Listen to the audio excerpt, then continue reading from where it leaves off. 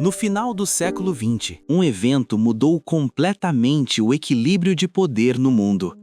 Em 1991, uma das maiores superpotências da história simplesmente deixou de existir.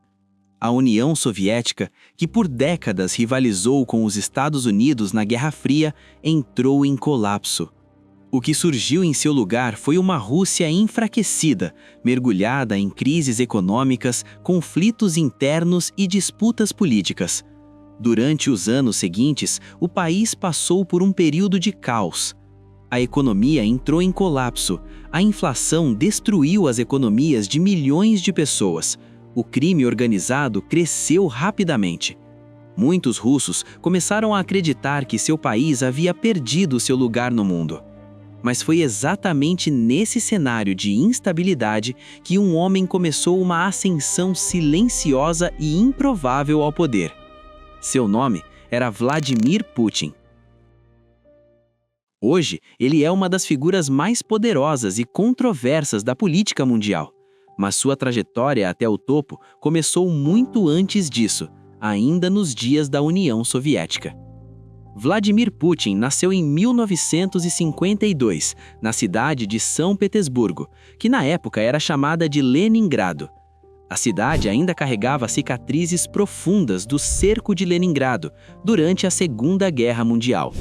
Milhões haviam morrido durante aquele período. Putin cresceu em um apartamento comunitário simples, dividido com outras famílias, algo comum na União Soviética. Sua infância foi marcada por um ambiente difícil. Segundo relatos, ele frequentemente se envolvia em brigas de rua, mas também desenvolveu disciplina através do esporte. Putin começou a praticar judô, uma arte marcial que continuaria fazendo parte de sua vida por décadas. Ainda adolescente, ele decidiu que queria trabalhar no serviço de inteligência soviético. O objetivo era ingressar na poderosa KGB, a agência responsável por espionagem e segurança do Estado. Para alcançar isso, Putin estudou Direito na Universidade Estatal de Leningrado. Após se formar em 1975, ele finalmente entrou para a KGB. Durante os primeiros anos de sua carreira, Putin atuou em funções de inteligência dentro da União Soviética. Mas na década de 1980, ele recebeu uma missão importante. Foi enviado para trabalhar em Dresden, na Alemanha Oriental, um dos estados aliados da União Soviética durante a Guerra Fria. Ali, ele atuava na coleta de informações e no monitoramento de atividades consideradas ameaças ao regime comunista. Por muitos anos, sua carreira seguiu relativamente discreta, mas tudo mudaria no final da década de 1980. Em 1989, uma onda de protestos começou a se espalhar por diversos países comunistas da Europa. Governos aliados de Moscou começaram a cair um após o outro. Na Alemanha Oriental, manifestações massivas tomaram as ruas.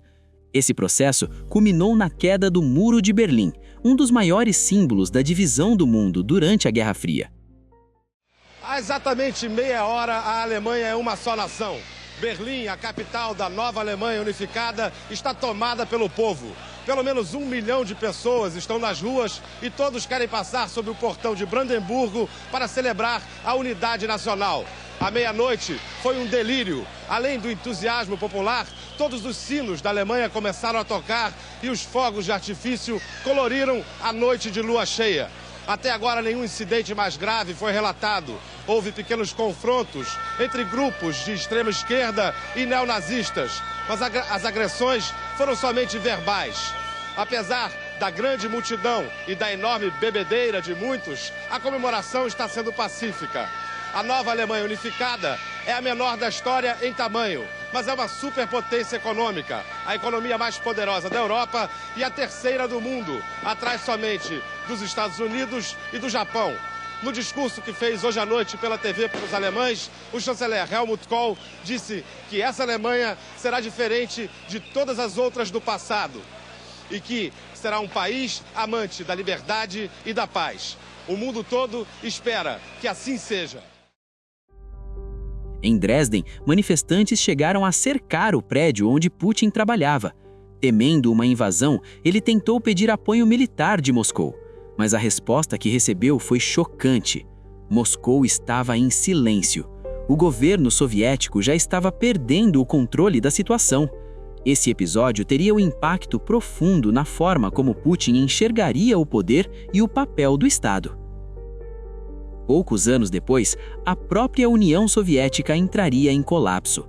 O líder soviético Mikhail Gorbachev havia iniciado reformas para modernizar o país. Essas reformas ficaram conhecidas como Perestroika e Glasnost.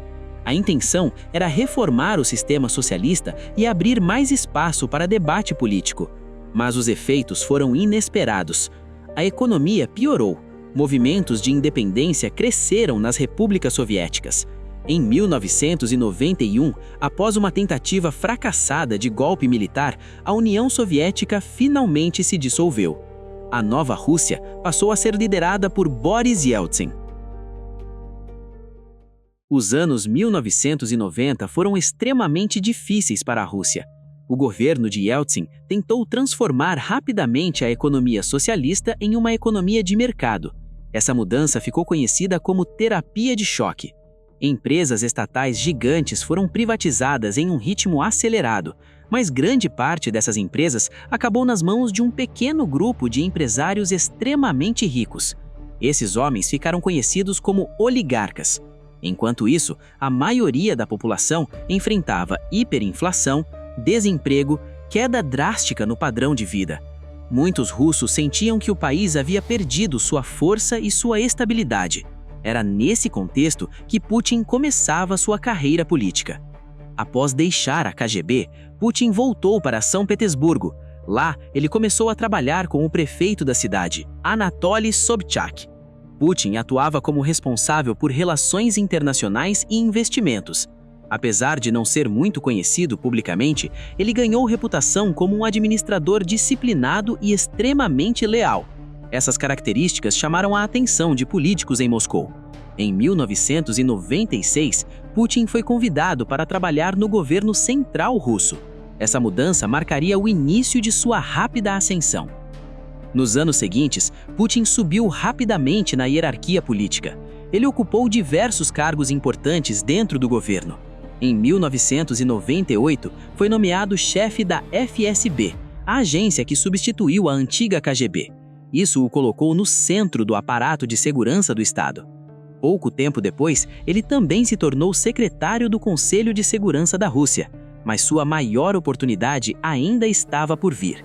Em 1999, o presidente Boris Yeltsin nomeou Putin como primeiro-ministro. Na época, Putin ainda era praticamente desconhecido para grande parte da população russa, mas uma série de eventos mudaria isso rapidamente.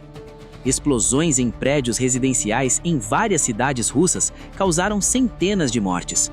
O governo atribuiu os ataques a separatistas da Chechênia. Putin respondeu com uma campanha militar agressiva. Ele prometeu derrotar os separatistas e restaurar a autoridade do Estado russo. Suas declarações duras e sua postura firme rapidamente aumentaram sua popularidade. No dia 31 de dezembro de 1999, o presidente Boris Yeltsin anunciou sua renúncia inesperadamente. De acordo com a Constituição, o primeiro-ministro assumiria como presidente interino. Assim, Putin se tornou líder da Rússia. Poucos meses depois, em 2000, ele venceu as eleições presidenciais. A partir daquele momento, sua influência na política russa só cresceria. A ascensão de Putin não foi apenas uma história de ambição pessoal. Ela também foi resultado de um momento histórico único.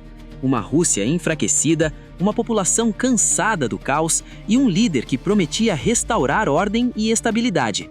Desde então, Vladimir Putin se tornou uma das figuras mais duradouras no poder entre os líderes mundiais. Seu governo moldou profundamente a política russa e teve impacto direto nos acontecimentos globais do século XXI. Mas entender sua trajetória é também entender a transformação da Rússia após o colapso da União Soviética.